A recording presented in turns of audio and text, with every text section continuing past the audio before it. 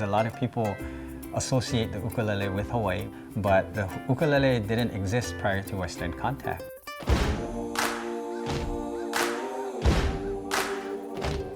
That's Paul Akami.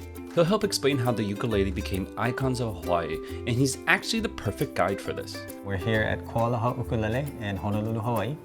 From start to finish, we're literally taking like blocks of wood and turning it into musical instruments. Paul is a master luthier, and that's someone who makes stringed instruments, and his instrument of choice is the ukulele. And by the way, many people know it as ukulele, but it's actually pronounced differently. The proper pronunciation is ukulele. If you come to Hawaii and you try to say it the right way, people will respect that. If you get it wrong, don't worry about it. You know, the main thing is that you try. So that's what we'll go with today. We'll hear more about Paul's ukuleles and what makes them special later. But first, let's start at the beginning. People from all over the world were immigrating to Hawaii, and many came to work on sugar and pineapple plantations. And over the span of a century, over 335,000 people immigrated to the islands. Most of the workers came from China, Japan, the Philippines, Korea, and Portugal. And they brought along their customs and cultures, including their music. So, just so happened that one of the boats that came over from Portugal, there was 3 carpenters or 3 furniture makers that came on that boat. They fulfilled their contract with the plantation and decided to move to the heart of Honolulu and start their own instrument/furniture making shops. So the names of those 3 guys was Nunez, Diaz, and Santos. And they basically created a version of their hometown instrument, which was called the machete or machete de Braga. The machete is a small stringed instrument traditionally made of wood and consisting of 4 strings. And while figuring out who invented what is often contentious, we know this. These 3 guys, Nunez, Diaz, and Santos, stood out. And in fact, just 2 weeks after they sailed thousands of miles across the globe and stepped foot in Hawaii, they made the local paper. Madeira Islanders recently arrived here have been delighting the people with nightly street concerts. And they were a hit. And soon their instrument caught the attention of people here. Very important people here. So King Kalākaua, he loved music, he loved hula, and he played the ukulele. He was an avid composer, great musician, and so a lot of people were like, oh, the king's doing it, so this must be cool. So we all gotta play this new instrument. Practically overnight, this Portuguese instrument became Hawaiian, and suddenly it was being used to accompany hula dancing, and suddenly it was part of ceremonies and culture. Suddenly, it was all over the islands, and this was no fluke. But King Kalākaua didn't just spread the ukulele. The story goes, he also named it. It can be translated to jumping flea. What a lot of people theorized was it's because, and a lot of the music that they played back at that time period was so a lot of quick strumming, and so what they said was, it kind of looks like a flea is jumping around on the strings. It didn't take long for the world to fall for this tiny instrument. Tourists poured into Hawaii on steamships, greeted with leis, music, and of course, ukuleles. Soon, department stores from New York to Chicago were selling them by the thousands, but there was a catch. What spread wasn't the real Hawaii, it was cute, tropical, and kinda kitschy. Ukuleles turned into novelty toy plastic, pineapple stamp, sold cheap at Sears. And then in 1961, Elvis sealed the deal in Blue Hawaii. Hula skirts, love songs, and ukuleles strumming away.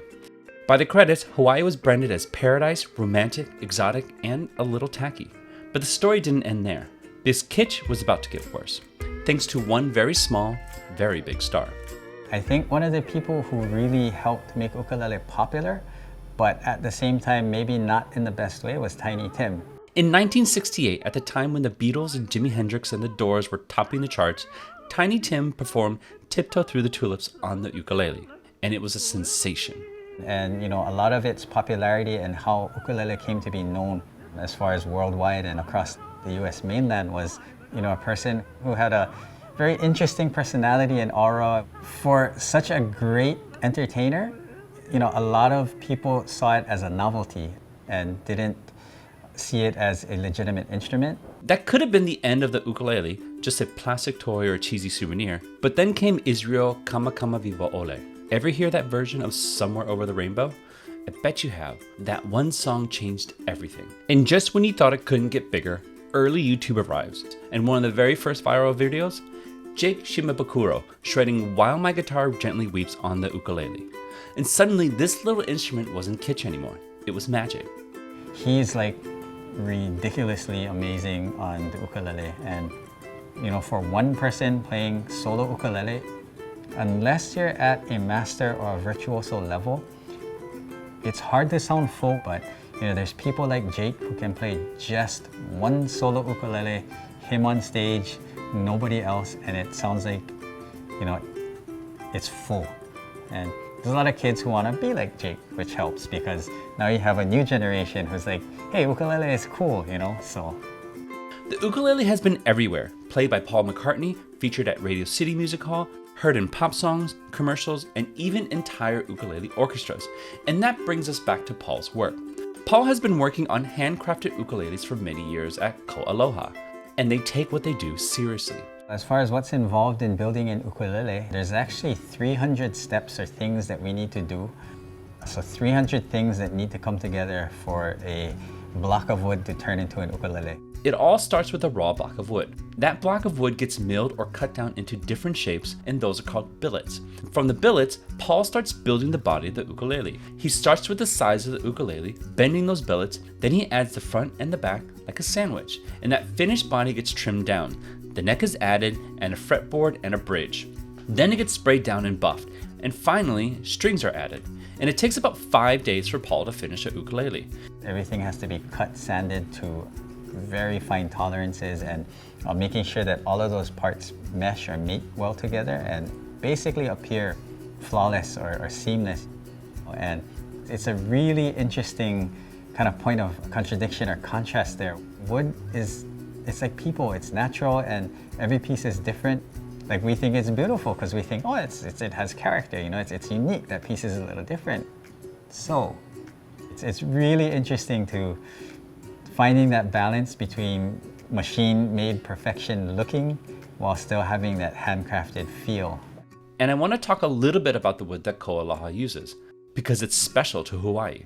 Our acacia is unique, so it's both endemic and indigenous to Hawaii, meaning that it's unique to here and found only here and native to here. So our acacia or our koa, it comes in a wide variety of grain patterns, color. Koa can be red, it can have purple hues, it can have blue hues, green hues, it can be like creamy white, it can be chocolate brown. I've been doing this for 25 years, and there's times when I see a piece that surprises me because I've never seen it before. The koa tree also has historic importance. It was used by early Hawaiians for canoes, surfboards, and weapons. Koa from ancient times has always been one of the woods that's always been prized, and so we still very much respect it today. But another word for koa is, it can also be translated as strength or solidarity. And so it very much can be a representation of, the will of the people here and the culture that, it's still around, it still exists. That's what family is about, it's sticking together and fighting for what you believe in. And the koa represents or can represent all of that. So it's a perfect example of Hawaii and its people. And that notion of family and sticking together is actually perfect for KoAloha. My father is the founder of this company, and by trade, my dad is actually a musician. If it produces a sound, Dad can probably figure out how to play it. It'll like 5 minutes, he'll have it figured it out, So he played for the Royal Hawaiian Band, and he also used to play in the nightclub circuit in Waikiki. So in the late 60s, early 70s, he played with a lot of the local legends who performed there. Yeah, Pops was at the center of the music scene in Hawaii, and then one day he woke up and wanted to change.